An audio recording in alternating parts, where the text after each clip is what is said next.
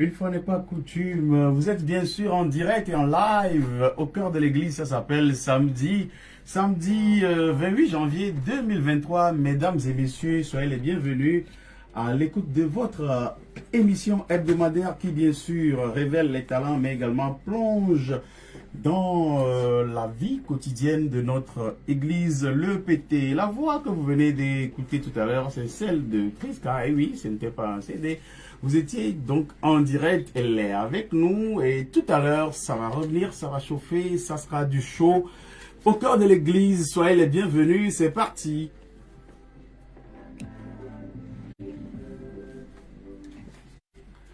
Stéphane Bébé Vincent au microphone, David à la partie technique. Toute l'émission en boucle sur Facebook sur le compte Steph Bébé, STEPH GBE. Soyez les bienvenus. Adore le Seigneur en communion avec les autres. Adore le Seigneur en communion avec les autres. Deutéronome 12.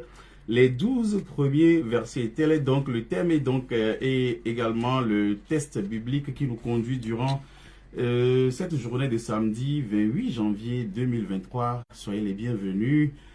On y va. Nous y allons donc avec les informations et nous allons tout de suite vous dire que hier vendredi, deux activités culturelles et culturelles ont eu lieu. La première, c'était du côté de Agouet Télésou. De quoi s'agit-il? Il s'agissait d'une soirée de louanges et d'adoration initiée par la commission jeunesse de la paroisse Agoué Télésou sur le thème N'eût été l'Éternel qui a été pour nous. N'eût été l'Éternel qui a été pour nous. Donc, tel était le thème central autour duquel a tourné la soirée de louanges et d'adoration. Du côté de Nikonakwe, c'était plutôt une veillée de prière sur le thème combat, le bon combat de la foi. Combat, le bon combat de la foi, 1 Timothée 6, verset 12. Et cette veillée de prière, signalons-le, voilà, j'y suis, et donc a été conduite par le révérend pasteur Kossi Nuemedi BBP. Alors, l'actualité, c'est également cette semaine de l'unité des chrétiens. Le PT a une histoire, nous le savons, une histoire riche et longue, issue du catholicisme avec laquelle elle a fini par exprimer des divergences en termes de pratique. Elle a également donné naissance à d'autres églises dites charismatiques qui ont fini à la fin par se séparer également des églises protestantes. Puis le temps a passé et les chrétiens de tous bords ont jugé bon de célébrer le Christ, de se mettre ensemble. Donc, ils veulent montrer qu'ils sont les enfants d'un même Père. À cet effet, au sein de l'EPT, une semaine est dégagée pour célébrer l'unité des chrétiens. Pour le compte de cette année, la célébration a eu lieu du 18 au 25 janvier avec des activités organisées sur plusieurs districts et paroisses. D'où provient l'idée de finaliser, donc de se fédérer et de célébrer une semaine de l'unité des chrétiens? Nous avons pour ce faire invité, pour en parler, le révérend pasteur Vukéwoledi Soueto Paulin, qui est un habitué de cette émission au cœur de l'église et qui n'hésite jamais à répondre présent quand nous le sollicitons. Pasteur, bonne arrivée. Merci Steph. Bonsoir à tout le monde. Oui, bonsoir. Je rappelle que vous êtes directeur de la solidarité chrétienne au sein de l'EPT, également pasteur en poste à la paroisse district de Wonyomé. Oui, tout à fait. Ok, la semaine de prière pour l'unité des chrétiens. Tout de go, dites-nous ce que c'est exactement. Merci merci Stéphane. Nous avons encore l'opportunité d'être ensemble autour de la station Radio Fata et cet après-midi. Et c'est avec plaisir que je vous retrouve avec l'équipe autour de vous. Alors, pour la question sur l'unité, la semaine de l'unité des chrétiens, d'où est-ce que l'idée est venue. Et vous savez, l'histoire de l'Église est une longue histoire. Je le disais en introduction tout à l'heure. Oui, est une longue histoire. Et elle a commencé avec l'Église primitive, si vous voulez, la première communauté de Jérusalem. Et puis ça a évolué comme on l'a appelé l'Église universelle. Et cette Église a connu l'action ou bien la mission des apôtres. Ça a évolué jusqu'au père de l'Église. Il y a eu tellement de conflits et de tumultes à des moments donnés de cette histoire de l'Église. Et à un moment donné, les problèmes ont pris d'autres allures, puisque c'était toujours au sein des communautés de vie, c'est des personnes qui vivaient ensemble, même si ils se mettaient ensemble pour adorer. Alors, les raisons de schisme, de division, à un moment donné, ont pris le dessus sur l'entente, si vous voulez, sur la recherche de dialogue et puis de solutions qui pouvaient mettre les gens ensemble. Et c'est comme cela qu'il y a eu un grand schisme de 1054. Vous savez, c'est difficile, moi, pour nous, les Africains, et je veux dire en général, pour nous au Togo, les Togolais et Togolaises, de l'Église évangélique presbytérienne du Togo, de rentrer tellement dans l'histoire, raconter des histoires quelquefois, et que nous n'arrivons pas à saisir de go. Mais pour faire simple, court, il a été question de la réforme. Tout a commencé. Donc ça veut dire que dans la communauté catholique, il y a une partie qui réclamait des réformes. Tout à fait. Et ceci... Donc il n'était pas d'accord avec certaines pratiques catholiques. Il y avait des abus. Si vous voulez que je l'appelle en ces termes, il y avait des abus. Au sein de la première communauté, à l'époque, et il y a eu des voix qui se sont levées. On dit que les choses ne peuvent pas aller dans ce sens-là, il faut qu'on change. Je dis que je fais court. Et celui qui a pris le devant, le prêtre à l'époque, qui a pris le devant, il s'appelle Martin Luther.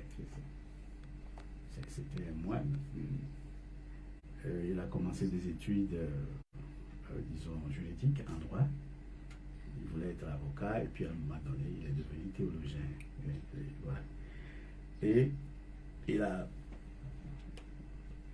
en lisant la Bible, il a constaté qu'à un moment donné, il y avait trop d'abus. Et il y avait donc des raisons linguistiques. La langue qui était utilisée à l'époque, le latin. Le latin, par exemple, n'était pas comprise de tout le monde à l'époque. Et bien, la parole savante. Oui, la parole, c'était pour tout le monde. Il y avait une élite qui pouvait lire et comprendre et puis interpréter. C'est ça. À leur guise, peut-être. À leur guise. Et Luther a dit, mais ça ne peut pas aller dans ce sens. Après tout, quand tu fouilles la Bible, c'est la parole de Dieu, c'est pour tout le monde. Et il y avait la vente des indulgences. La vente du pardon, si vous voulez que je sois clair comme ça. Quand tu arrives à fauter, ou bien à rendre des situations difficiles de la vie, et tu constates que tu as fait des erreurs, tu vas au confessionnal. Moi, j'aime pas toujours raconter ces histoires, parce que c'est le passé. Quelquefois, ça fait aussi mal. C'est le passé. Et c'est en cela que il suffit de rencontrer le prêtre, On lui dit, voilà comment ça s'est passé. Et puis on dit, bon, Bon, ok, vous êtes ça va. exempté. Exempté. Ou vous donnez de l'argent pour acheter votre pardon. Votre péché. Votre pardon. Il y avait des abus. Et on pouvait aussi vendre, par exemple, les reliques d'un saint, une personne qui a fait des œuvres bonnes, pour justifier qu'on est saint. Vous voyez, tout ça là, c'était un peu des abus. Et il y avait donc une raison fondamentalement théologique. Mais je pense qu'il y a d'autres raisons également. Oui, et le militaire a dit que ça ne peut pas aller dans ce sens, que ce n'est pas vrai, que c'est la foi seule, c'est le don de la foi qui vient de la foi, c'est une grâce, c'est ça qui sauve. Et par exemple, la question sur l'Eucharistie, toujours l'ordre théologique. Les gens pensent que c'est dès que le prêtre finit à prier, pas prier, les éléments, le pain, le vin, le pain devient automatiquement le corps du Christ et le vin devient le sang du Christ. Mais c'est pas possible. C'est pas possible. Ce n'est pas vrai comme ça. Donc il y avait la question de la transsubstantiation et la consubstantiation. Tout ça, c'est des éléments théologiques. Et Luther disait que ça ne peut pas aller dans ce sens. Ailleurs, il y avait la question autour du sacerdoce universel. Les gens pensent que la prêtrise est réservée pour des personnes. Que des personnes. Il n'y a que des prêtres, que ça. Luther dit non. Quand vous fouillez la parole de Dieu, mais tout le monde est prêtre. Je peux prier sans être pasteur. Et Dieu écoute. Je peux prier pour mon prochain à côté. Et ça va. Et la question sur la vénération des saints. Tout ça là. C'est des frictions. La bombe, c'est la publication de 95 thèses de Martin Luther sur les portes de l'œuvre, enfin du temple de Wittenberg. Et c'est cela qui a lancé la bombe à l'époque. Et ça fait éclater. L'autre raison aussi, c'est la question politique, une raison politique. Luther s'est associé des leaders laïcs à l'époque, qui ont compris que mais ce que disait ce prêtre-là, et c'est vrai. Et ils se sont... Ils ont créé un mouvement. Voilà. Et plus loin, par exemple, la question sur la Bible. Chez les protestants, nous disons 66. Et chez les catholiques, à l'époque, on dit 70. Alors, tout ça là, ça a créé un grand mouvement où la réforme devait être à déclencher. Et les gens, à un moment donné, ils se sont compris. Luther s'est retiré. Il a fait maintenant des coups, il y avait des scissions, des gens qui l'ont suivi, tout ça là. Et à un moment donné, on dit, ben, nous allons nous retrouver pour voir tout ça là entre nous. Et on est allé encore, on parle de Concile de Trente. Concile de Trente. Concile de Trente, c'est 546, 563. Vous voyez, c'est vraiment des histoires. C'est très, très lointain. Et c'est tout cela qui a créé le courant de réforme, la réformation, tout ça, ça doit changer, ça ne doit pas aller dans le même sens. Et plus loin, d'autres mouvements qui se sont retrouvés dans les champs missionnaires. Il y avait les luthériens, entre les réformés même, il y a des calvinistes. Il y a des luthériens eux-mêmes. Nous sommes calvinistes et luthériens. Il y a les presbytériens, etc. Il y a les baptistes, il y a les méthodistes, les anglicans, vous voyez. Tout cela allait en mission. Ils se sont retrouvés sur un champ missionnaire. Enfin, on se pose la question, mais après tout, nous avons le seul Seigneur quand même. On a un seul Dieu. Voilà. C'est un seul drapeau. Et donc, retrouvons-nous. Bon, est-ce que c'est dû à cela qu'aujourd'hui, il y a une semaine dédiée à l'unité des chrétiens? Oui, c'est ces mouvements-là, les mouvements-là qui se sont entendus, qui désormais ont choisi de travailler comme des partenaires sur dans les champs missionnaires et faire l'essentiel, aller à l'essentiel. Laisser les querelles intestines d'ordre théologique, politique, comme je l'ai souligné, mais venir à l'essentiel, qui est la parole de Dieu. Est-ce qu'on peut être sûr aujourd'hui que toutes les églises ont compris cela? Parce que moi j'ai rencontré des fidèles de certaines congrégations qui pensent que les protestants, par exemple, ne sont pas encore de vrais chrétiens et qu'ils doivent venir vraiment à l'église du vrai Christ. Bon, je ne vais pas désigner des congrégations, mais est-ce qu'il n'y a pas toujours un travail à faire pour que tout le monde comprenne? Oui, et nous sommes dans un monde pluriel aujourd'hui. Il y a une pluralité, si vous voulez, de religion. Hein. Et en cela, c'est pour cela que la semaine de l'unité chrétienne a aussi sa place. En 1948, quand les églises se sont entendues, disons, il y a un mouvement, on dit, mais ce qu'on appelle le Conseil œcuménique des églises. Et ils ont trouvé nécessaire, autour de la parole de Dieu, de militer pour l'unité. L'unité, ce n'est pas nécessairement la conformité. Hein. Oui. L'unité dans la diversité. Ça, et dans le sens de prôner un seul Seigneur, un seul baptême, une seule Eucharistie, un seul ministère. Hein. Nous avons une même foi, nous proclamons une même foi, nous avons la même parole qu'il faut partager. Et donc, il faut aller dans le sens de même service, de même témoignage, de dialoguer, d'être dans la convivialité, la fraternité.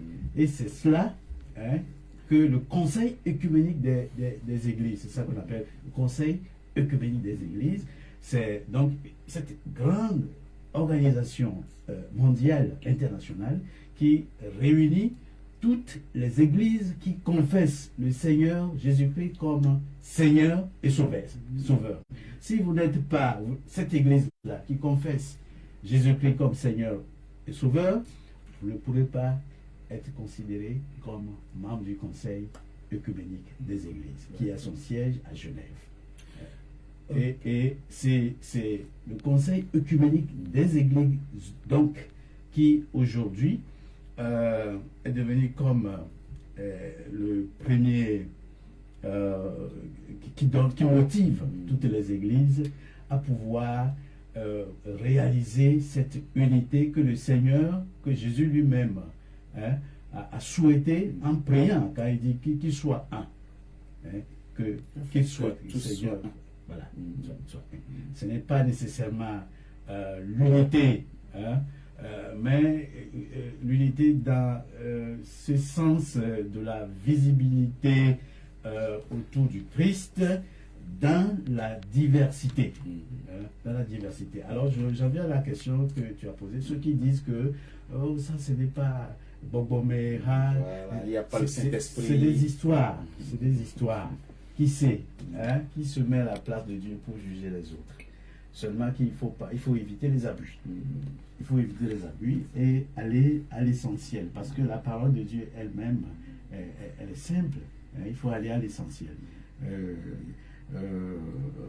Ce que nous devons faire aujourd'hui, ce que le Conseil œcuménique souhaite, ce que la semaine de l'unité chrétienne apporte et nous éduque à faire, c'est d'être ensemble dans nos divergences de points de vue, dans la diversité, pas dans la conformité nécessairement, mais dialoguer. Il faut s'accepter mutuellement. Oui, s'accepter, dialoguer le respect mutuel, dialoguer en termes de pluralité d'idées, d'opinions religieuses, mais arriver quand même à vivre, à faire avancer la vie. Éviter l'extrémisme, l'extrémisme religieux et tout ce que ça apporte aujourd'hui.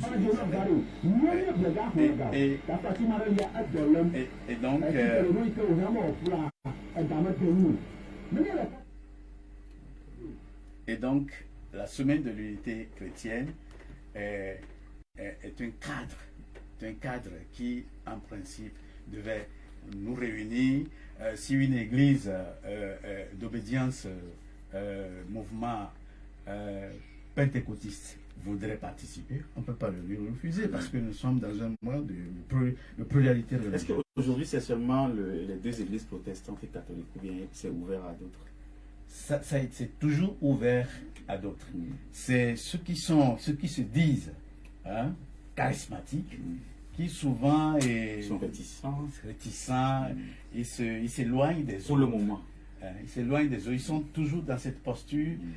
C'est comme si on se met à l'écart, on ne sait pas ce qui c'est un peu Satan qui est là, parce qu'on ne voit pas comment nous devons nous retrouver comme ça.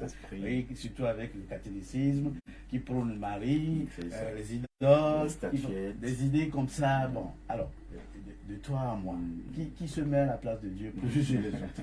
Laissons Dieu et lui-même faire le rôle de juger les autres. Ok, quelles sont les activités qu'on peut mener aujourd'hui pour vraiment fédérer les fidèles et symboliser cette semaine de l'unité? Je crois que il vaut la peine de travailler autour de l'unité chrétienne, de la semaine de l'unité chrétienne, dans ce sens que nous avons, dans ce cadre-là, l'opportunité de rester ensemble, de vivre ensemble entre les chrétiens. Nous sommes chrétiens, nous sommes des jeunes, nous sommes des femmes, nous sommes des hommes, de catholiques, obédience catholique, obédience presbytérienne, etc., etc. Mais après tout, nous nous retrouvons à la maison. Nous nous retrouvons à la maison. Ensemble. Dans les classes, dans les lieux de travail, etc. Ce qui est important, c'est que nous puissions vivre ce que nous apprenons à travers la Bible, la parole de Dieu que nous partageons. Mais écoutez, si nous sommes quelque part ensemble, il faut que ça nous aide à être ensemble, vraiment, à vivre cette parole, l'évangile que Jésus nous a apporté. Et c'est ça qui est important. Donc, dans le cadre de la préparation de la semaine de l'unité chrétienne, il faudrait que nous, quand je dis nous, le clergé, que les prêtres, les pasteurs, les catéchés, etc., arrivent à s'entendre. Il faut créer des commissions mixtes, commissions œcuméniques. Œcuménique ici dans le sens que nous sommes de la même maison, dans la même communion d'esprit, et bien sûr dans la divergence des points de vue. Donner par exemple des occasions de conférences, débats, discuter des questions qui nous intéressent, questions de vie qui nous intéressent tous, faire des jeux par exemple, entre les jeunes, qu'est-ce que nous pouvons faire pour multiplier davantage nos connaissances en matière de vie d'ensemble, la culture de paix, l'amour sans condition, des choses comme ça là sont à promouvoir dans le cadre de la semaine de l'unité. Je suis un peu sceptique et contre les collègues, soit prêtres ou pasteurs, qui disent que non, on n'a pas besoin de ça parce que les autres, bon, ils sont avec Marie ou bien, voilà, et ils adorent, ils vénèrent des saints, des petites histoires comme ça. Mettons à part ces histoires et allons plutôt à la table de dialogue religieux, interreligieux. Parlons de ce qui peut nous avantager. Nous sommes derrière nous les histoires. On n'était même pas à Nicée, on n'était pas à Constantinople, on n'était pas à Rome. Nous sommes au Togo ici, et puis on se discute déjà sur ces problèmes.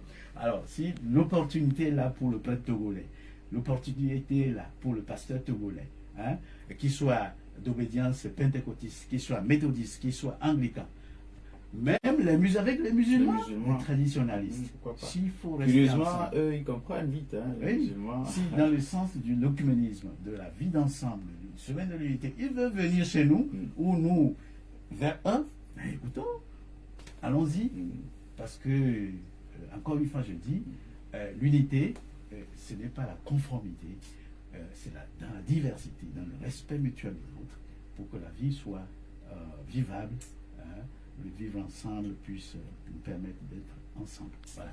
Ok, nous étions donc avec le pasteur Cheto Paulin Wouké Wouledi Autour du thème la semaine de l'unité des chrétiens, nous allons lui permettre de souffler un peu un jingle et puis nous revenons.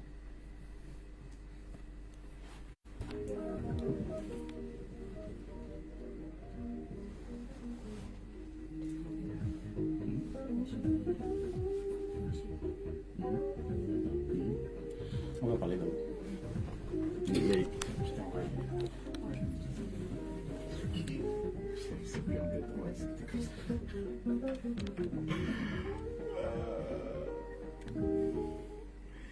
She comes from UK. She's with us in this program today. She's called Priska. Priska, welcome. Thank you. J'ai révisé mon anglais avec toi. C'est donc toi que nous avons écouté en début d'émission. Beaucoup se sont posé la question de savoir comment ça se passait. C'est la première fois que nous débutons cette émission de la sorte et cela valait la peine. La voix, elle est imposante, elle est suave, elle est claire, elle est limpide. Priska, bonne arrivée. Merci beaucoup. Alors, dans cette émission au cœur de l'Église, nous avons pour tâche, émission de promouvoir les qualités au sein de notre paroisse.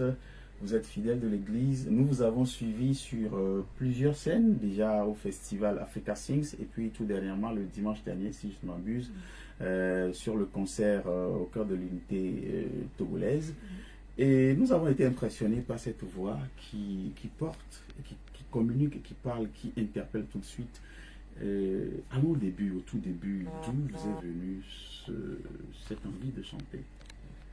Alors, je dirais que comme la Bible le dit, Dieu nous connaît avant de nous mettre dans le ventre de notre mère. Donc, je crois fort que Dieu a mis ça en moi avant de me mettre dans le ventre de ma mère, qui est le don de chanter. Car chanter, c'est apporter un message. C'est être un messager de Dieu et que Dieu puisse utiliser pour toucher le cœur des gens et délivrer d'autres personnes. Donc je dirais que c'est ancré en moi, donc c'est d'où vient l'envie. Je ne peux pas l'enlever, c'est plus fort que moi. Donc c'est un don. C'est un don, exactement. Ok, from Togo to UK and to UK from UK to Togo, comment ça s'est fait? En fait, c'est from Togo to France, donc du Togo à la France et ensuite UK. Ouais. Voilà. Alors, est-ce que dans tous ces pays que tu as parcouru, tu as continué par faire l'expérience du chant? Toujours, depuis petite. Donc, du coup, je viens d'une famille de musiciens, de la famille Apécho. Apécho de Yor, je salue au passage tous ceux qui sont de Yor. Exactement. Donc, du coup, mon papa étant musicien, faisait partie de la chorale Maupensa, dont ma mère aussi. Et donc mon arrière-grand-père du côté de mon papa aussi était musicien, avait plusieurs chorales. Et les Apéchos sont connus pour leur côté musical, je dirais. Et donc ça a été, voilà, c'est comme ça. C'est venu naturellement. Voilà, depuis petite. Ok. Et est-ce que tu peux nous rappeler les groupes dans lesquels tu as eu à fructifier ton talent ici avant de partir? Et puis là-bas, est-ce que tu as participé à des activités dans des groupes? Bon, vu que j'ai pas grandi ici au Togo, j'étais partie très très très jeune, donc je n'ai pas fait partie d'aucun groupe au Togo. Mais par contre, arrivé en France, à Strasbourg, du coup mon père avait commencé avec la chorale Les Arcs-en-Ciel, qui était l'une de ses premières chorales de gospel, dont je faisais partie. Dans ce temps-là, j'avais 10 ans, si je ne me trompe pas, donc j'étais encore très très petite. Je faisais aussi partie d'un autre groupe de gospel réunissant juste des jeunes qu'on appelait les High Rock Gospel Singers. Donc ils n'étaient que des jeunes du quartier pour les aider à ne pas rentrer dans la délinquance, etc. etc. Donc ces deux groupes étaient des groupes principaux, je dirais, où je faisais partie. Après j'ai fait partie de plusieurs chorales et groupes à Strasbourg avant de partir en Angleterre, habiter en Angleterre, où j'ai aussi fait partie d'une chorale anglaise en Angleterre. Et là, vous chantez en anglais? Oui. Carrément. Oui. Okay, in this program you have to sing in live, so Sure. we are going to give you the floor Okay. so that our listeners can appreciate once again your voice. Okay. Let's go. D'accord.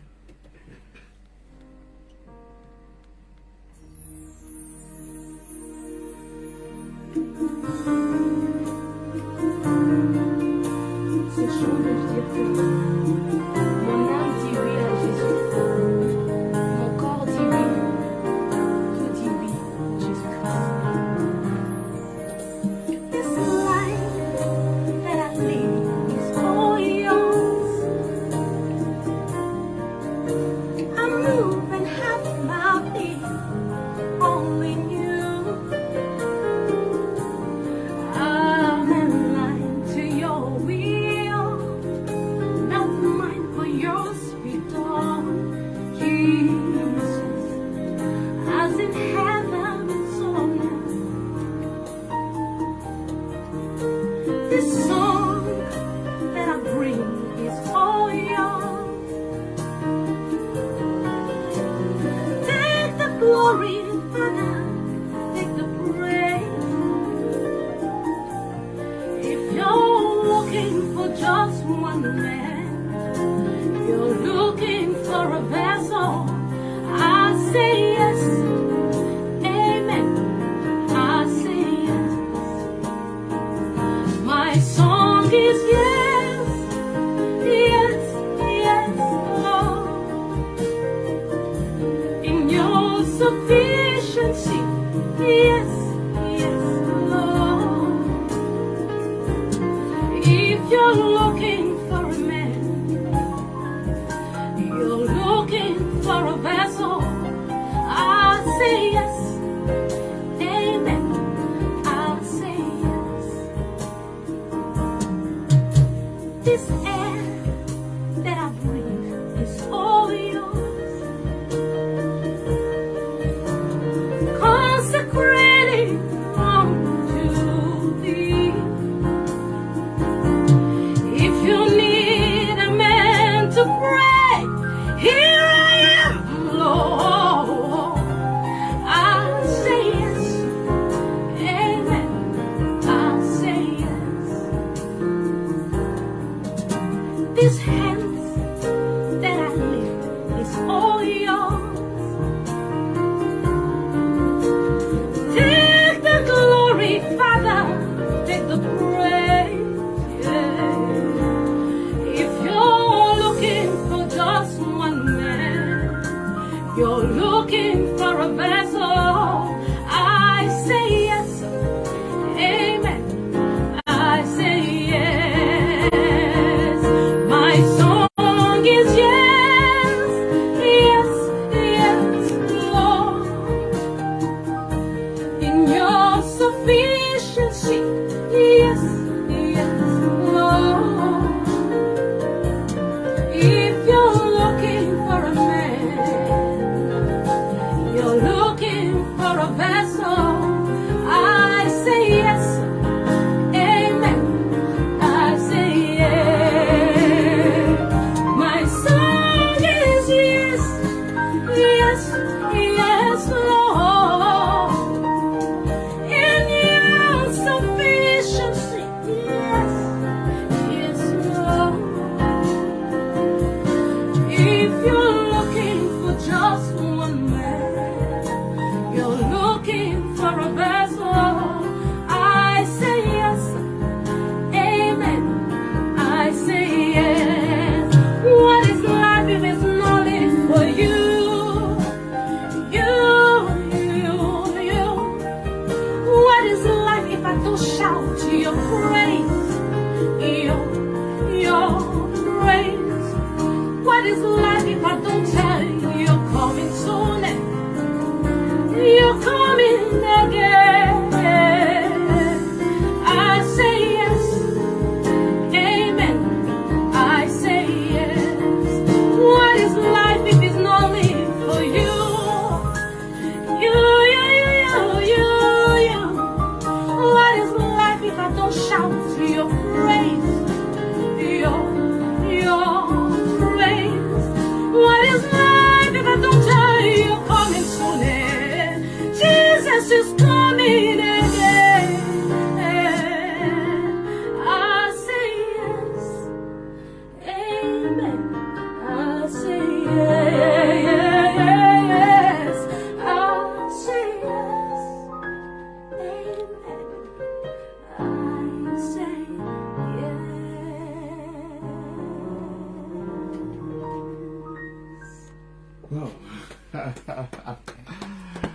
I say yes. I think that is the title of Yes, the I song. say yes. I say yes. Je dis oui, je dis oui, Seigneur. oui au Seigneur, oui, parce que je vais te suivre toute ma vie, je te donne toute ma vie. C'était là le flow tout à l'heure avec Priska Apeto. Je vous le disais, Obe Enyato Dutaena Puto Medami. Vous avez vu la qualité de la voix, je vous le disais. Priska, est-ce que c'est ta propre composition? Non, c'est une composition d'une chanteuse de gospel nigérienne qui s'appelle Judy Kay. Ok. Oui. Alors, est-ce que toi-même tu as des compositions personnelles? Oui, exactement. Est-ce qu'on peut en écouter une? D'accord. Elle s'appelle Priska. Le titre de la chanson s'appelle My Redeemer Live parce que j'ai traversé tellement de choses, c'est pour ça que je ne blague pas avec Dieu. Il m'a sauvée dans tellement de choses. Il y a 2 ans, j'ai perdu ma mère et ma mère était ma motivation dans cette vie. Elle était tout pour moi. Je suis passée par la dépression, l'anxiété, etc. Et j'avais l'impression d'être au fin fond de l'océan. Et à chaque fois j'essayais de nager vers la lumière, c'était comme si quelque chose me repoussait vers le bas. Et j'arrivais plus à brave, à respirer. Jusqu'à quand un soir, un jeudi soir, où j'étais dans ma chambre et j'ai pleuré à Dieu. J'ai dit, si tu existais vraiment, s'il te plaît, aide-moi, j'ai besoin de toi. Et si tu viens à mon aide, je te donne tout. Mon amour, je m'en fous de ce... Je donne tout. Et ce jour-là, en fait, c'était ce jour que j'ai rencontré Jésus, sans le savoir. J'avais reçu en fait une paix dans mon cœur que je n'avais jamais reçue avant. Je n'avais jamais ressenti. Et à travers la mort de ma mère aussi, il m'a relevé de nouveau à voir le bon côté, pourquoi elle devait partir, pour que je puisse devenir la femme que je suis aujourd'hui. Et d'où la composition My Redeemer Live, mon sauveur est vivant. Suivons cette chanson avec toute la charge émotionnelle.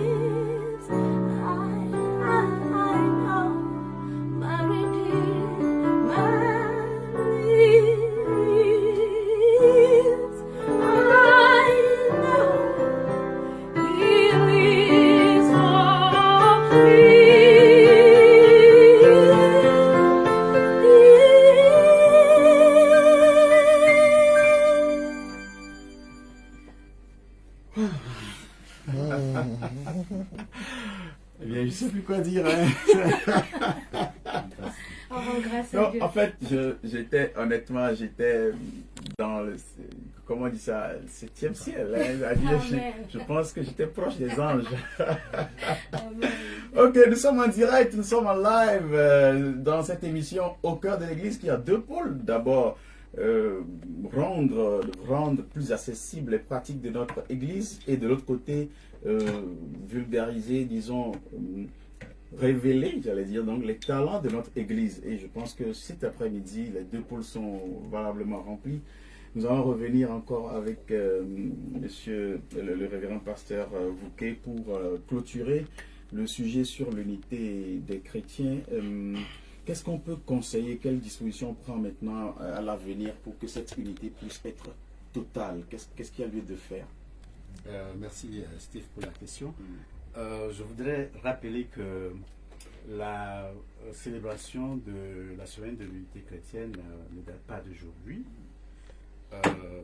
C'est chaque année que le Conseil œcuménique des Églises, qui est l'organisme international qui gère toutes les Églises même aujourd'hui, organise la semaine, fait des propositions de liturgie qu'il faut utiliser pendant la célébration. Et ce que nous devons faire aujourd'hui au niveau de nos communautés d'adoration, catholiques et protestantes, et si les autres veulent venir, c'est de créer des commissions mixtes, des commissions œcuméniques, où le prêtre, s'il ne peut pas venir, il envoie un catéchiste ou une commission de personnes qui sont désignées. Le pasteur fait autant, et puis on se retrouve autour d'une table. On a la liturgie, proposition de liturgie. C'est quoi la liturgie en fait? C'est de la manière dont nous dirigeons nos cultes, nos célébrations catholiques. On s'entend sur l'essentiel, la confession de foi, la lecture qui va être faite, le partage de la parole, les chants, les rythmes, qu'on vient tout à l'heure de chanter Prisca. Vous voyez? Alors, tout ça là, c'est ça qui est important. Les rythmes, et les chansons, tout ce que nous pouvons apporter, même artistique.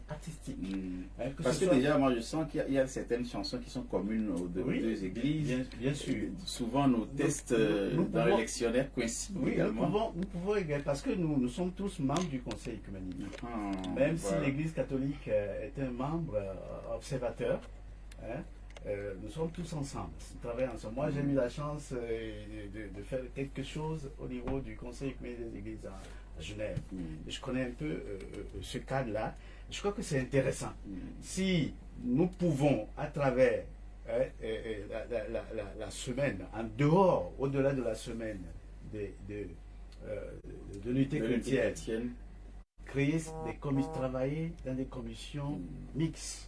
Continuellement. Oui, entre les jeunes. Faire des jeux, des camps, des histoires, des randonnées. On peut venir aller vers les autres, dialoguer, trouver des thèmes qui nous mettent ensemble pour réfléchir en tant que jeunes et chrétiens, les paroles, l'évangile qui peut nous mettre ensemble.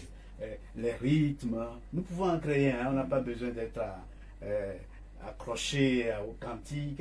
Nous sommes des Africains, on peut rester dans nos terroirs, créer des choses, initier, et puis vivre de ces choses-là autour de la parole de Dieu. Je crois que c'est intéressant. Et nous, les pasteurs, les prêtres, nous devons promouvoir ça. C'est pour cela que je nous invite, le pasteur Ada et l'inspecteur de la REL a fait bien cette année d'envoyer un courrier en direction de tous les paroisses, tous les districts, de leur demander d'organiser la célébration. Parce que par le passé, il y a des paroisses qui c'est nonchalant. Passent par le mois. C'est vrai qu'il y a le conservatisme et puis le traditionnalisme qui joue un peu sur les pasteurs, les catéchistes dans les milieux. Il y a des petites querelles intestines qui tirent vers le bas. Mais nous devons prendre de l'ascendance. Il faut prendre de la hauteur et puis trouver ce qui peut nous mettre ensemble. Si c'est la musique, si c'est les tam-tams, si c'est les rythmes, la parole de Dieu au centre, hein, et puis dialoguer, se connaître. Hein. Et il y a un adage qui dit que pour être ensemble, il faut aller à la rencontre de l'autre pour mieux le connaître, vivre avec. Et c'est ça qui est important. Ok, merci Pasteur d'être venu nous donner ces éclairages sur l'unité des chrétiens. Nous allons finir cette émission avec Prisca. Alors, est-ce que tu as déjà sorti des productions, je sais pas, des singles ou peut-être un album? Alors c'est comment on dit ça? C'est en cours. En cours, merci beaucoup. C'est en studio. Exactement. Donc le but c'est de sortir un album de 7 chants. Comme vous le savez, le numéro 7 a une signification dans la Bible qui est la plénitude, l'accomplissement. Exactement, l'accomplissement. Même si je ne suis pas complètement je ne suis pas complètement accomplie, on va dire. Dieu n'a pas fini de me façonner, parce qu'on continuera toujours à être façonné jusqu'à notre mort. Mais après tout ce que j'ai passé, cet album en fait montre ce que j'ai exactement. Voilà. S'alléger le cœur, se vider complètement, et aussi faire un avec Jésus. Exactement. Mais surtout aussi de dire, pour montrer aux autres qui sont en train de passer dans des moments très difficiles, ces moments-là, surtout quand on sait que c'est Dieu qui nous envoie dans ces moments difficiles, c'est pour nous rapprocher encore plus de lui.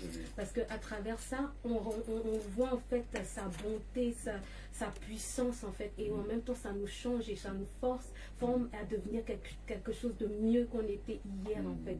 Donc de ne pas se lamenter, mais de prendre courage. De regarder à Jésus. Exactement, que si c'est lui qui nous a envoyés dans ces problèmes, il va nous en sortir de là aussi. Ok, merci Prisca d'être venue dans cette émission. Le temps passe tellement vite. On n'a pas vu. Je pense qu'on va voir la direction pour peut-être ajuster 30 minutes. Je sais pas. C'est passé. Oui, c'est passé tellement vite. Bon, on n'a pas le choix. C'est 1 heure d'émission. Nous allons finir avec vous en live, mais le temps pour moi de dire merci à tout ce beau monde autour de la table aujourd'hui.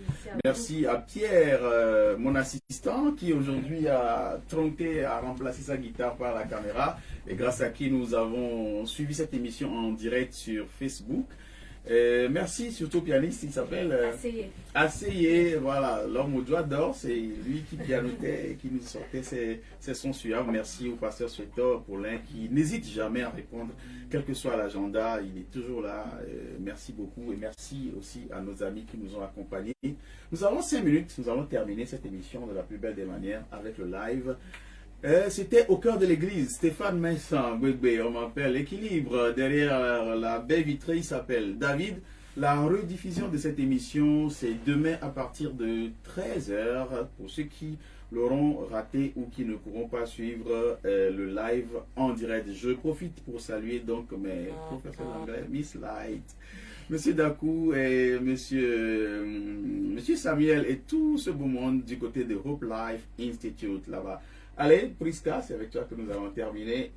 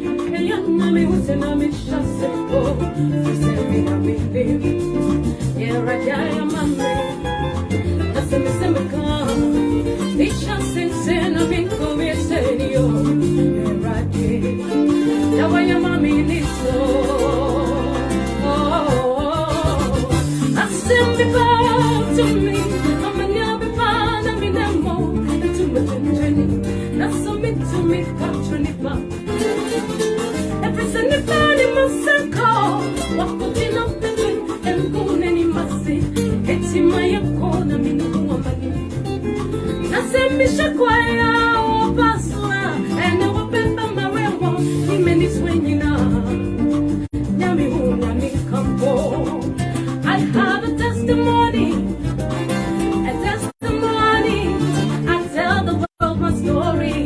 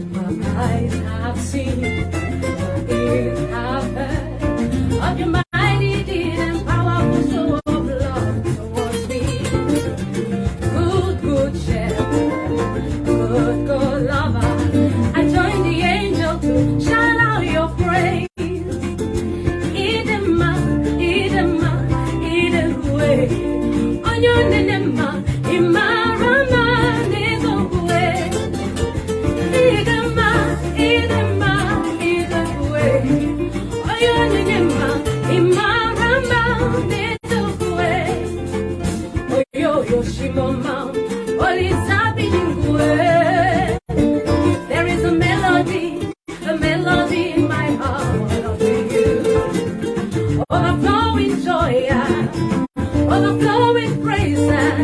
Daddy, daddy, all you do is marvelous. Verily, verily, you are good. Oh, verily, verily, verily, verily, you are so good. Verily, verily.